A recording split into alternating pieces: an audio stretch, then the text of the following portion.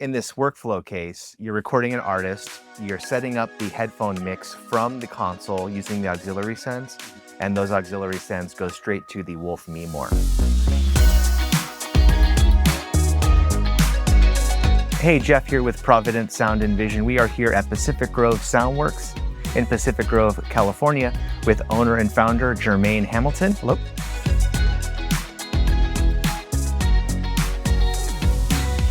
We're standing in front of the Wolff MeMore. There are 4 Wolff MeMores in the studio. Yes.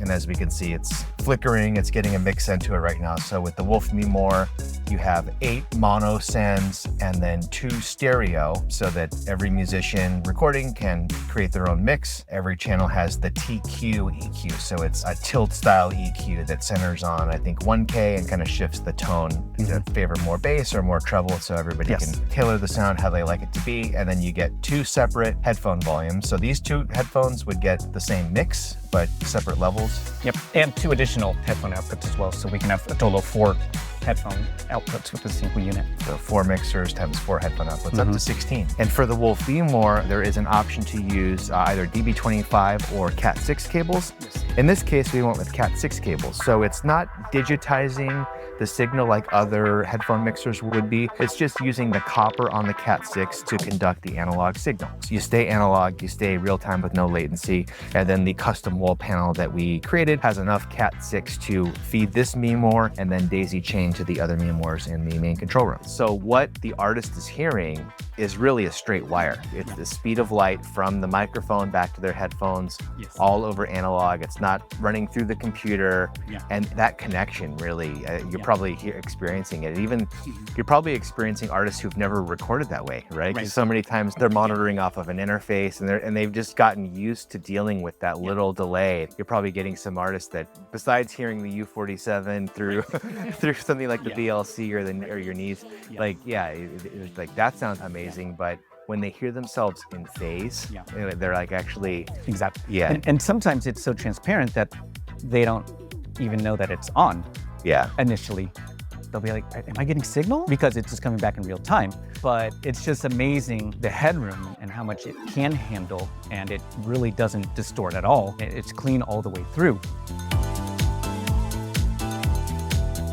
Our artists really like the HearMe function. The foldback, so the microphone will fold into the headphone system, so that way they get a little more direct signal when they're tracking. It alleviates the need to remove one ear. Exactly. You see singers do that a lot so they can hear themselves. That's the idea. They can blend themselves in, they can keep the headphones on and hear themselves and hopefully sing more in tune, and then you're not getting as much bleed, right? Because a lot of times you take the headphones off and it's kind of bleeding into the microphone. And that's the amazing thing with the MeMore too, is the amount of gain that the outputs have. It's quite a bit.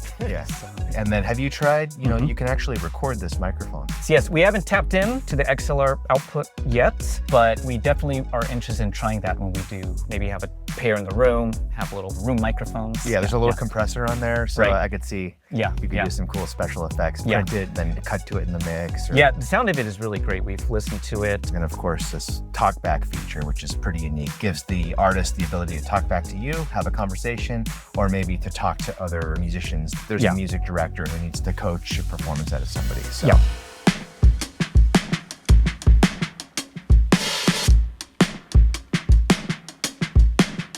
It's an expensive headphone system, right? Each mixer was $1,300. It's an investment. Do you feel like it's paid off? It sounds like you're a fan, the artists are a fan. Yeah, I'm sure this will probably be a new standard or a new classic piece of equipment. It's just interesting psychologically how a canned mix affects an artist or a drummer when they can hear themselves and set up their own mix. It's almost like a confidence booster too. I've had older systems where you kind of have to put a disclaimer. You're like, okay, what you're hearing there is not what I'm hearing here. Right. So now they hear it and they're like, oh, this sounds fantastic. Oh, this sounds great. Therefore, we get better takes right away.